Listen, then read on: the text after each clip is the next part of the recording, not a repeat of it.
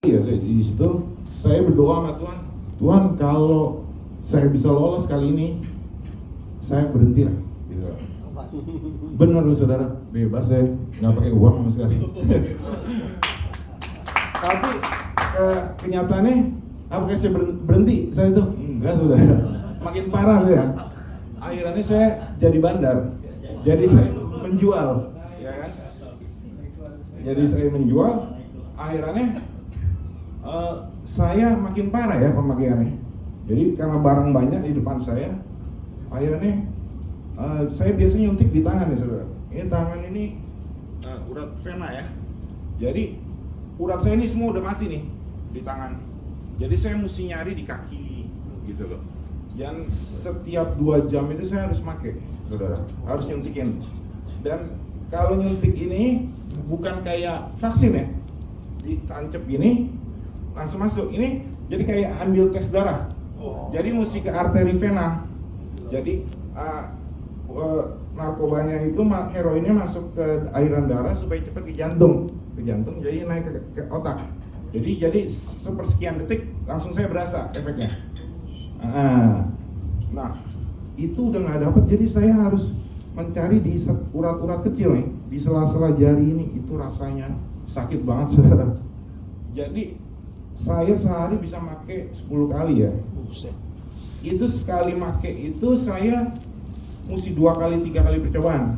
Jadi karena urat kecil nih nggak boleh goyang. Kalau goyang hilang uratnya saudara. Jadi kalau saya make itu mesti berdarah-darah nih. Karena 2 kali 3 kali. Dan nggak mungkin jarum baru semua. Kalau jarum baru enak, masih tajam sekali tusuk. Ini udah yang berkali-kali pakai. Jadi aduh rasanya saudara, saya pikir kok begini banget. Saya tidur itu bisa bengkak. Jadi kalau misalnya hilang ini bengkak saudara, abses namanya. Jadi biru-biru nih sini saya. Jadi saya kalau tidur tuh suka sakit gitu, nahan sakit karena bengkak nih semua. Saya di situ tahu saya nggak bisa berhenti, gitu. Tapi saya juga tahu polisi juga udah mulai ngincer saya ya. Saya udah tahu, dan saya tahu hukuman saya lama. Saya memutuskan, udah Tuhan, kalau memang saya nggak bisa berhenti, kalau memang tapi saya nggak mau mati di penjara, ya kan? Saya bilang, kalau misalnya saya ketangkep, saya tabrak polisinya, dia tembak saya, atau saya tabrak dia, gitu aja. Saya udah putusin gitu. Bener loh, berapa minggu kemudian, saya ingat pagi-pagi itu ada 2 teman saya telepon, Van, antri barang, udah gua transfer, ya kan? Oke lah, saya jalan ke mobil, ya kan? Saya nyari kunci mobil, nggak ada saudara.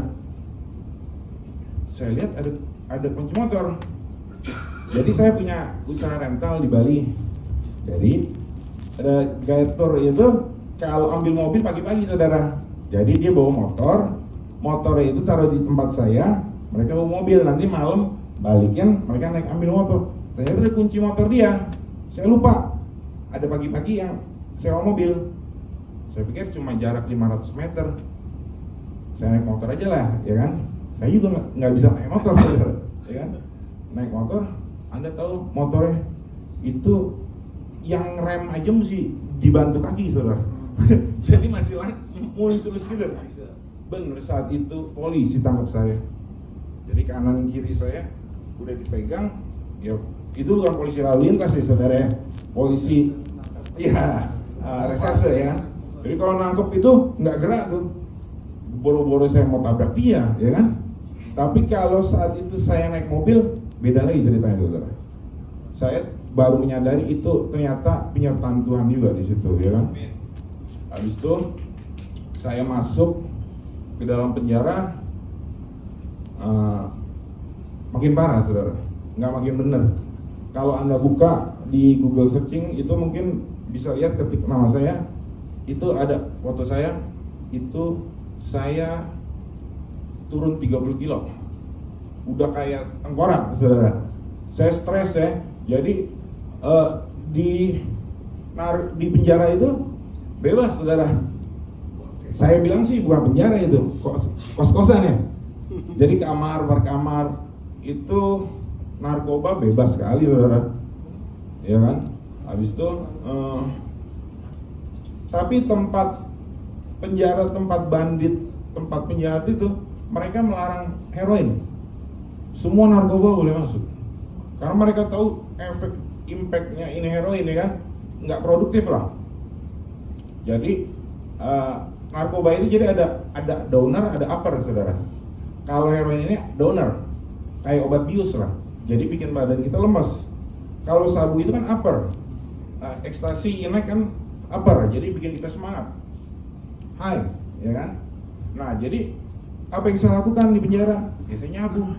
Karena beli sabu itu gampang sekali. Saya tinggal ngechat, bos, sabu. Oh ya udah, dianterin sama anak buahnya ke kamar saya. Jadi nggak perlu keluar kamar saya, nggak pernah keluar kamar saya di dalam. Jadi kerjaan saya 24 jam itu nyabu. Ngapain lagi nyabu? Ya main judi online lah, ya kan? Nggak bisa tidur, mau ngapain lagi ya kan?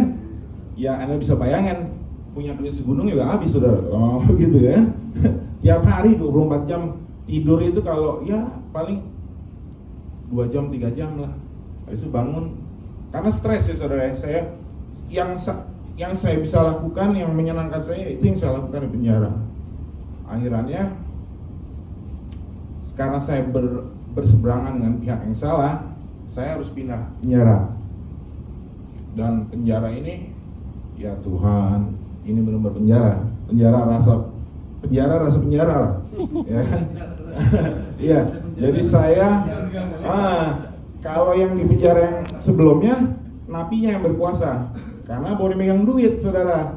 Jadi napi kita kasih uang, menurut dia. Nah, yang di penjara yang ini, security maksimum, keamanannya. Jadi kita nggak boleh megang duit. Nah, yang berkuasa sipir ya. Jadi kesalahan sekecil apapun itu tangan kaki melayang udah biasa saudara. Jadi mungkin mereka stres juga ya. Angkatan mereka di sana punya mobil, mereka naik motor, nggak dapat duit sama sekali setoran, ya kan? Akhirnya di situ saya diizinkan keluar itu sehari 15 menit cuma untuk gerakin badannya ya, supaya nggak lumpuh ya. Habis itu saya di dalam suatu malam itu saya merasa kok hidup saya begini banget ya, habis lah udah hidup saya. Kenapa Tuhan nggak izinin saya aja saat itu saya bawa mobil pas penangkapan itu ya kan. Selalu saya berpikir seperti ini, kok saya udah nggak kuat lagi lah. Ya Anda bisa tahu lah, maksudnya kita hidup udah bebas ya kan, tiba-tiba Anda dikurung, nggak dikasih apa-apa ya kan, makanan juga seadanya ya kan. Tapi di saat semua saya pikir hidup saya udah habis lah ya kan. Teman udah nggak usah ditanya lah ya kan, udah pergi lah. Untungnya Tuhan ya masih mengirimkan keluarga ya kan. Tapi semua kalau Anda lihat saya bisnis keluarga baik-baik ya kan, nama saya udah di Google, itu nggak bisa dihapus saudara ya kan. Udah habis lah, nggak ada track record lah gitu loh. Maksudnya ke depan itu gelap, tapi Tuhan di situ berbicara. Saya masih ingat banget Yesaya 46 ayat 4, sampai masa tuamu aku tetap dia, sampai putih rambutmu aku menggendong kau. Aku telah melakukannya dan menanggung kamu. Aku mau memikul kamu dan menyelamatkan. Di situ